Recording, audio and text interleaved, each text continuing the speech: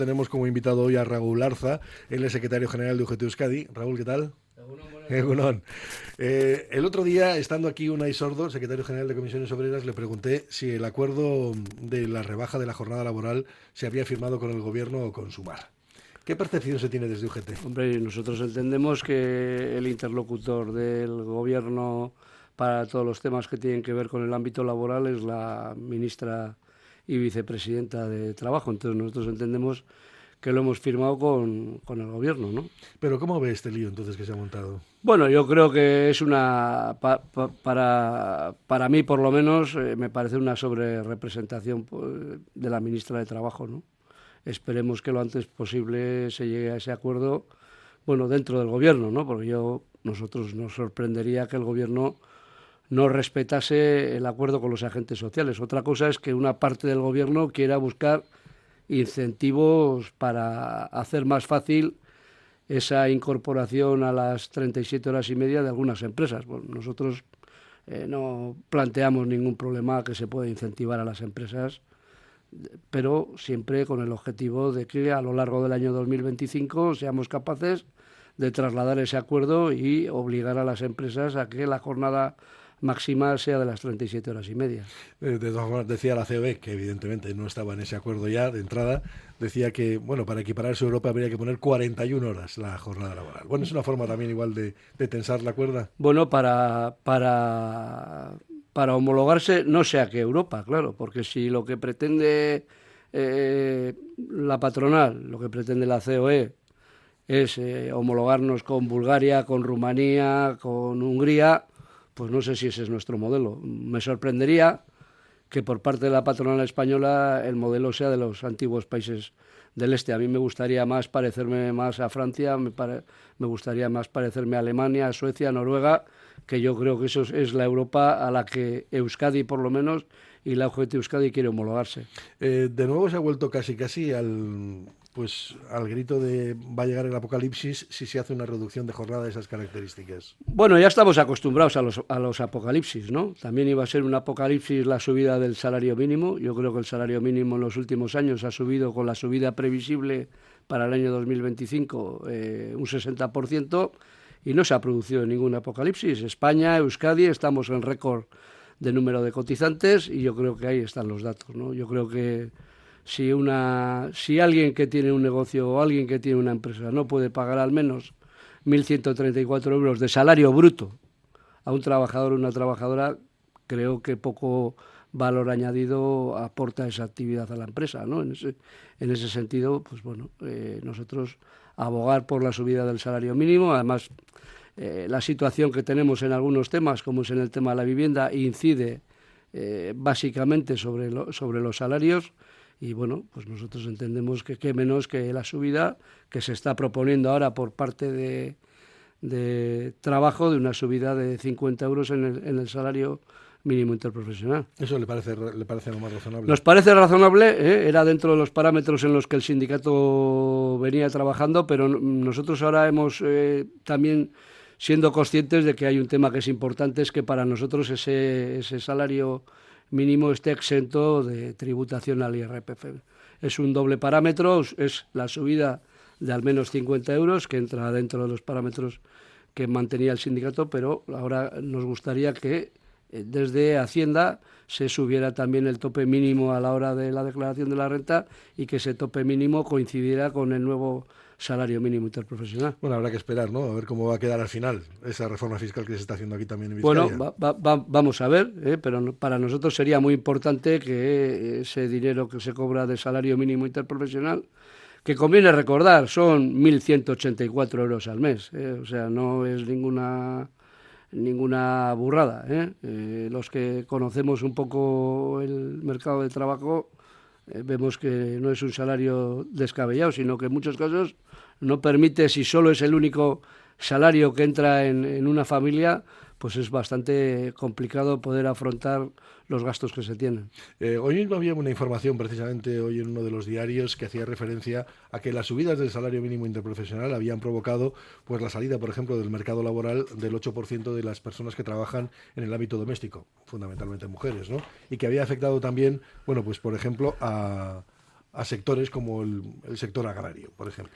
Bueno, yo creo que lo del sector agrario es recurrente, ¿no? Yo creo que habrá que mirar a ver qué está sucediendo en el sector agrario. No cabe duda que no se puede pagar en origen lo que se paga y luego encontrarnos nosotros en la línea del supermercado con unos precios totalmente que no tienen que ver con la realidad de lo que se paga en origen. Si subimos el origen en la cadena del suministro de nuestros alimentos del campo, pues seremos capaces de mejorar los ingresos de los trabajadores y de las empresas en origen, y no que sean al final los intermediarios los que se estén lucrando de ese trabajo, tanto de los empresarios como de los trabajadores del sector agrícola. Eso en primer lugar.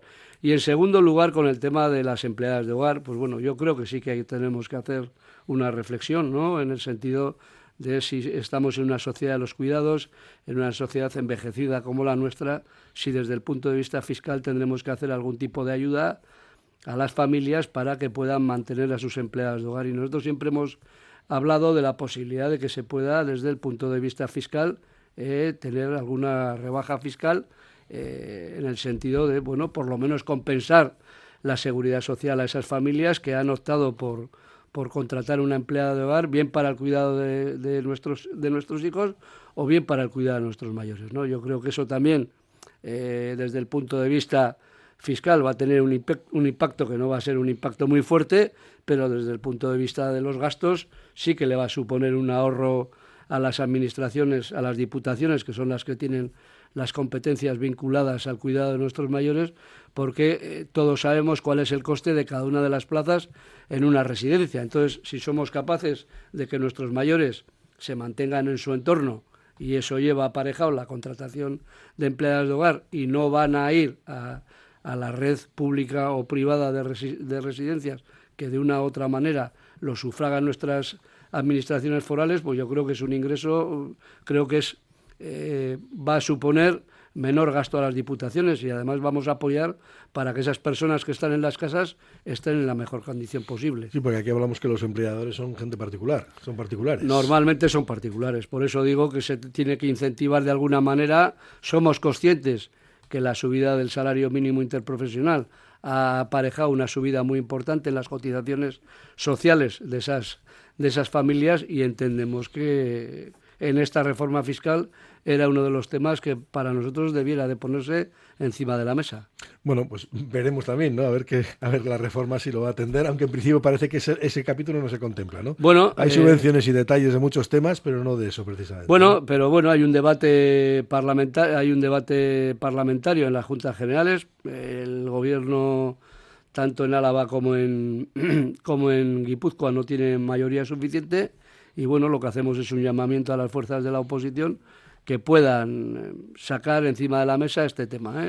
Sé que en Álava el Partido Popular ha hecho algunas enmiendas con respecto a mejorar lo que es la desgravación por el tema de hijos, pero yo creo que también debiéramos de valorar la posibilidad de algún tipo de beneficio para aquellas familias que hayan optado por contratar una empleada de hogar, y que le podamos, por lo menos, la parte de seguridad social que pueda ser compensado desde los impuestos. Cuando hablamos de las subidas del salario mínimo, bueno, hay algunos sindicatos que están abogando, y así lo van a hacer a través de una ILP, pues para que Euskadi asuma un salario mínimo particular. ¿Sería posible? ¿Es posible? Bueno, desde el punto de vista legal hoy no es posible, no es posible, y nosotros, bueno, paralelamente a esa vía, pues venimos trabajando en el CRL, y en los próximos días vamos a tomar una iniciativa los 4 sindicatos para la posibilidad de plantear la negociación de un salario mínimo convenio en Euskadi, ¿no? Entonces, esa es una alternativa que, bueno, que a través de la negociación colectiva seamos capaces de decir que en Euskadi pues va a haber un salario mínimo garantizado en la negociación colectiva. Vamos a ver qué recorrido tiene eso, y bueno, pues no descartamos nosotros la posibilidad de poder en un futuro pues ver otras alternativas. Sí, porque sería de justicia, ¿no? Sobre todo si miramos los niveles de vida que puede haber entre comunidades. Hombre, nosotros somos conscientes de eso, ¿no? Porque aunque haya habido una subida muy importante del salario mínimo, que con los 50 euros de previsión que ha hecho la ministra de Trabajo, estamos hablando de que en los últimos años ha subido un 60%, de 736 euros, 735 euros a 1.184 con estos 50 euros. Creo que es una subida importante, pero en Euskadi claramente insuficiente, porque el nivel de vida es mayor, los ingresos son mayores y también muchas veces los gastos son mayores que en otras comunidades, y por eso nuestra alternativa es ver si somos capaces de negociar con la patronal vasca un salario mínimo convenio garantizado, y en ese sentido hay resoluciones del Parlamento vasco, del Gobierno vasco, apoyando que, bueno, en tanto en cuanto no tenemos la capacidad legislativa de hacer un salario mínimo en Euskadi, hay una alternativa a través de la negociación colectiva que, bueno, pues que podría, bueno, en tanto en cuanto no llegue esa competencia, pues podría mitigar y podría mejorar ese salario mínimo en Euskadi a través, ya lo digo, de la negociación colectiva. Pero no muchas veces hemos visto eso, que vayan más disparadas aquí las cifras que en otros lugares. Bueno, vamos a verlo. Yo creo que tenemos que jugar esa partida y tenemos que ver qué dice la patronal, ¿no? Es que muchas voces desde la patronal se dice que una manera de retener y atraer el talento es mejorar los salarios. No lo decimos nosotros, lo dice el presidente Kutxabank, bueno, lo dice el propio Lehendakari, el consejero de Trabajo, ¿no? Bueno, pues la necesidad de aumentar los salarios para retener, entre otras cosas, a nuestros jóvenes, porque la mayoría de nuestros jóvenes, y ahí están los datos, ¿no? En torno al 60 al 70% de nuestros jóvenes que se forman en nuestras universidades abandonan nuestro país y se van mayoritariamente a Madrid, a Barcelona o al extranjero, y es muy difícil que una vez que hayan abandonado Euskadi puedan volver. Pues sí, porque aquí con eso creo que lo hemos hablado en algunas otras ocasiones, ¿no? Cuando hablamos, por ejemplo, de empleo y de las necesidades del empleo. Claro, por un lado se nos habla desde las patronales que necesitan precisamente trabajadores, y por otro lado estamos hablando de que hay fuga, ¿no?, de trabajadores. Parece una contradicción lo que está sucediendo. Hombre, claramente es una contradicción, ¿no? Lo que pasa es que tenemos que hacer un esfuerzo para... ¿O qué perfil de trabajadores es el que queremos? ¿O el que dicen que quieren? Bueno, pues ese es otro modelo, ¿no? Si al final nuestros modelos son los modelos a los que miramos, tienen que ver con una merma de las mejores de las condiciones laborales, pues ese no es nuestro modelo. A nosotros nos gusta mirarnos a la Europa del Norte, ¿no? Pues que hasta hace muy poco Euskadi siempre se miraba con los famosos Länder que estaban a la cabeza de Europa, ¿no? Nosotros queríamos ser la Baviera de España, y lo hemos sido, ¿no? Pero ahora parece ser que algunos, pues el modelo suyo, pues es mirarse, no sé, a Rumanía, Hungría, Bulgaria, pues no sé, para el auge de Euskadi, el modelo de Euskadi no tiene que ser ese. El modelo de Euskadi tiene que ser un modelo de bienestar social, de lo que hemos sido hasta ahora. Claro, miramos ahora mismo al norte y las expectativas en algunos países, Alemania por ejemplo, que hasta ahora era el motor, desde luego, de Europa, aunque ha tenido sus problemas en los últimos años.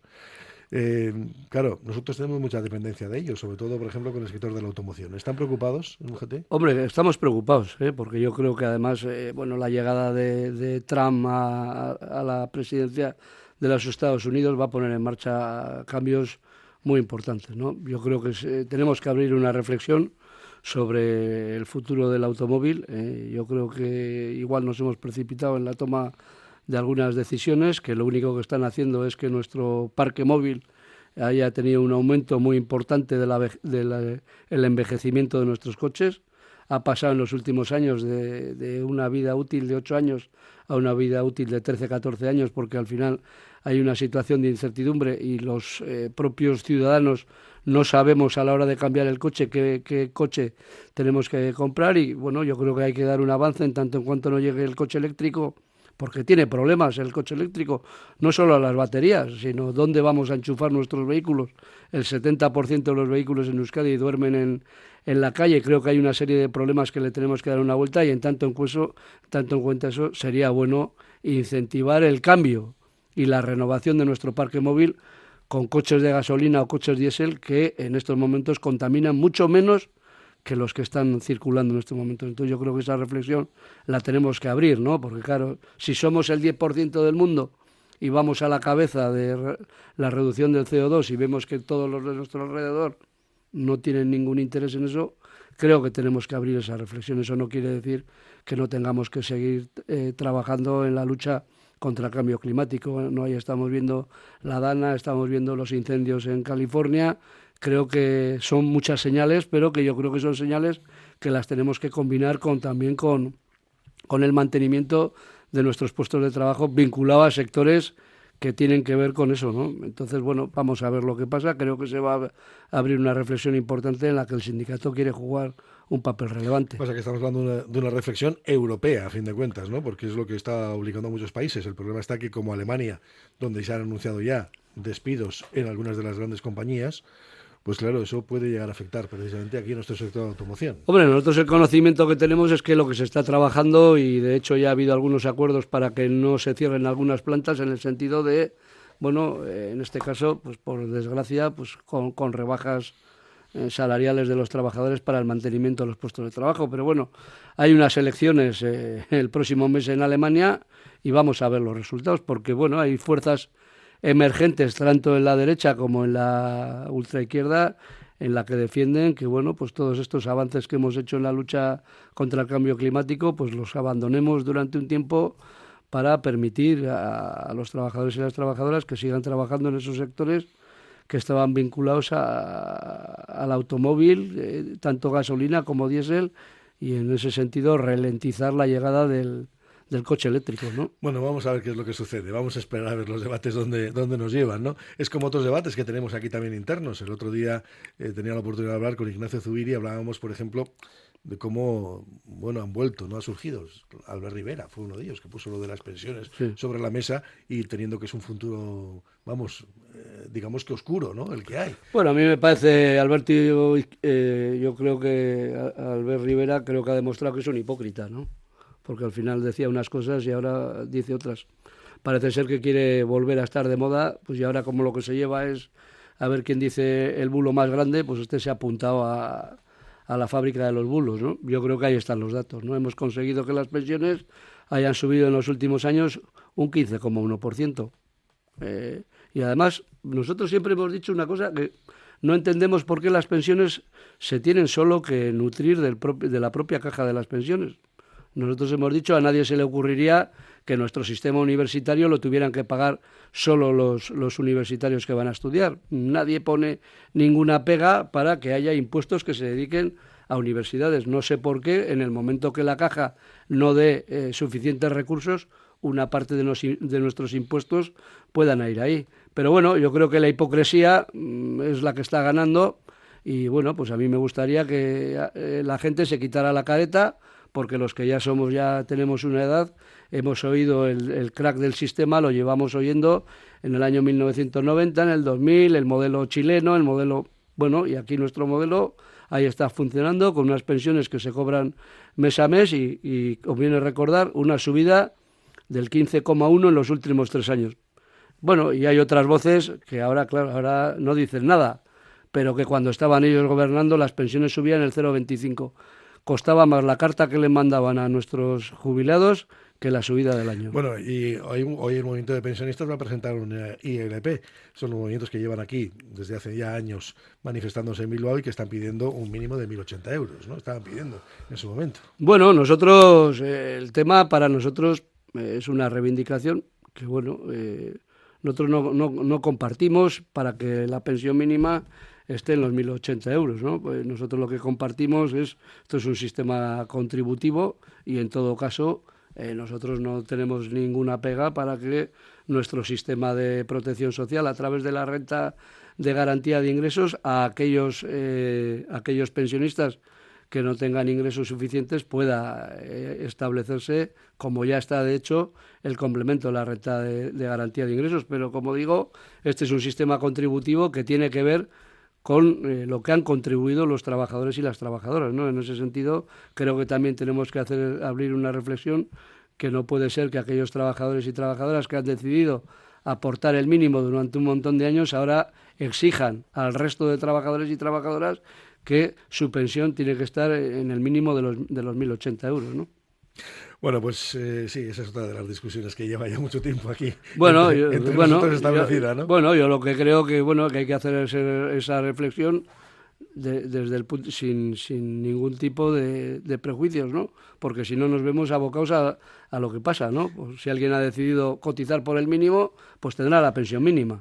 Raúl, ¿cuáles son las expectativas para este 2025? Bueno, las expectativas nuestras básicamente son seguir trabajando por el empleo de calidad, seguir trabajando por la mejora de las condiciones laborales y sociales de los trabajadores con el aumento de las retribuciones, y para nosotros hay un tema que es importante, que es el tema, todo lo que tiene que ver con la siniestralidad laboral, ¿no? Ya por desgracia ya hemos empezado el año con un muerto y bueno, pues nosotros creo que no nos podemos permitir que todavía cientos de trabajadores cada año pierdan la vida en España por ir a trabajar, ¿no? Yo creo que es un tema que no somos capaces de darle la dimensión social que tiene que tener. Creo que no nos podemos permitir como país que más de 800 trabajadores y trabajadoras pierdan la vida cada año, y en ese sentido pues es exigirle también al Ministerio de Trabajo que dote de recursos a las comunidades autónomas, que dote de mayores recursos a la Inspección de Trabajo, y que bueno, pues que este sea uno de los temas que esperemos que el Gobierno central y el Gobierno vasco lo pongan encima de la mesa, la necesidad de reducir la alta siniestralidad que tenemos todavía en Euskadi. Raúl Arza, secretario general de UGT Euskadi, gracias por compartir este rato con nosotros. Gracias a vosotros. Es que ricasco.